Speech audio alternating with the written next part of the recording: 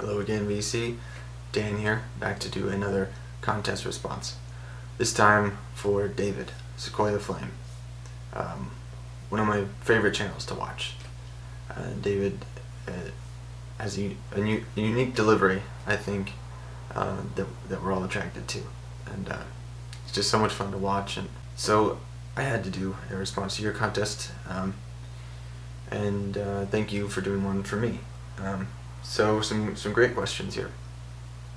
First of all, a very pertinent question, an important question,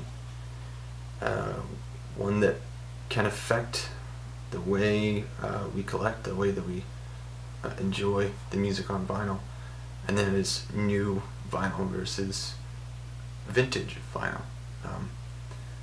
I think more specifically like 50s and 60s era vinyl, which is, in my experience, pretty different. It even looks different most of the time. When I'm looking at an album that's 40, 50, 60 years old, I can tell. The groove just looks different. And for the most part, they are very pleasing to the ear. That is a combination of the quality of the vinyl and the quality of the recording and the whole process being all analog. But also in my experience, older vinyl is more resistant to wear and tear. I have several albums that, by looking at them, you would think that they would be noisy, maybe even unplayable. But if they are of a certain age and a certain quality, you may not hear any surface noise or pops or clicks. Certainly much less than you would anticipate by looking at it. So it's always worth taking a shot on an older record that might be more rare to find in super nice condition, because you may have a better experience with it than you would think so just by looking at it. For example, this 6i pressing of Time Out by the Dave Brubeck Quartet.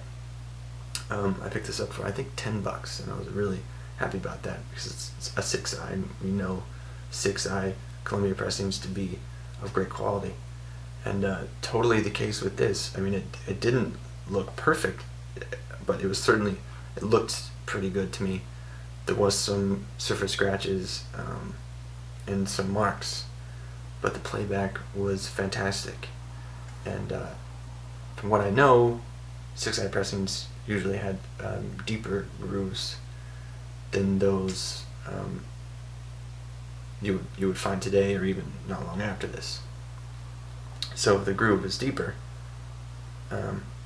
farther away from the surface, even if that surface is marked up, you're going to get a better playback because that needle's below where those marks are. So, I'm not a complete expert on that kind of stuff, but in my experience, yes, older vinyl is better. We get so hung up on vinyl weight and stuff, 180 gram. Most records that I will hold in my hand that are from the 50s, 60s feel 180 gram, 200 gram even. They're heavy, and they're totally flat. That's another thing.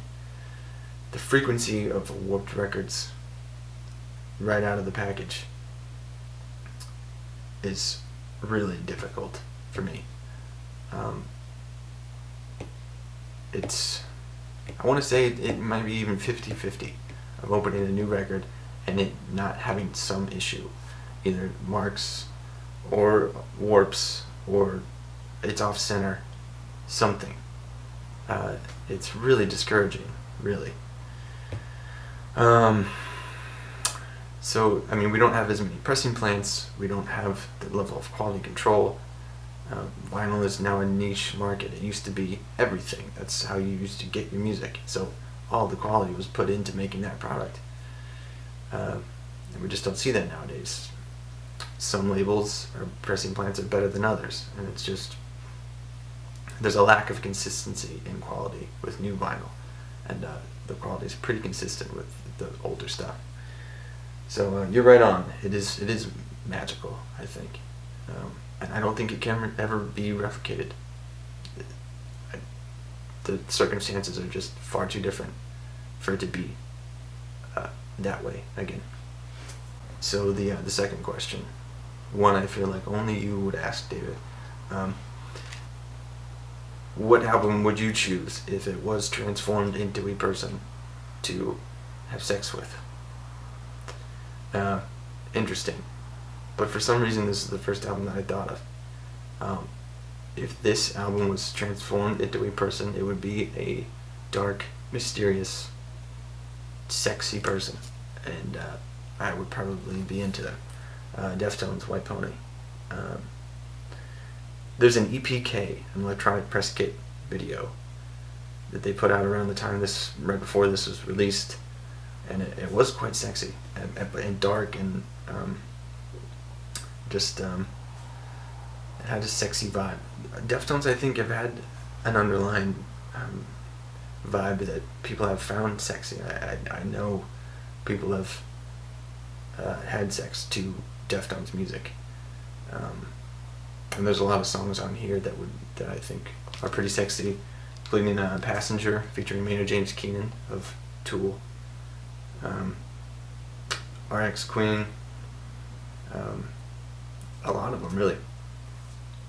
So that's the album that I first thought of, and I think that you would agree, David. It's pretty sexy. And the third question, also very appropriate, given the nature of you and your videos and your personality and your laugh, of course. Show an album that has somebody laughing in it. And again, this was the very first thing that popped into mind. That was a perfect example. Silverchair, Frog Stomp. After the end of the 11th track, Cicada, it cuts to like an overhead raw take of Ben just kind of spazzing out on the drums, like not really playing, just and after that you can hear everybody crack up laughing, both the control room and the band. At least I think you can hear everybody, yeah. And it's just a really cool, like, behind the scenes moment that they left in, and they all the producer says, "Okay guys, from the top," and they all count 1, 2, 3, go, and then it goes to the next song. So that's the moment that I thought of for laughter on an album. And there we go, man. I hope I answered the questions to your liking. Pleasure to be a part of your 1,000 subs contest. Congrats, man. It's been great to be a part of this community with you. I've had a really good time watching your videos and exchanging comments, and I look forward to the many more videos to come. And congrats on the upcoming addition to your family. That is fantastic. Your son is just he's so fun. He seems like such a cool little person. So yeah, there's my response to David's 1,000 subs contest. If you don't know Sequoiaflame by now, definitely pop over to his channel. You're gonna love it, and I'll leave a link below, of course. So thanks for watching. Thank you, David. Take care. Enjoy your music.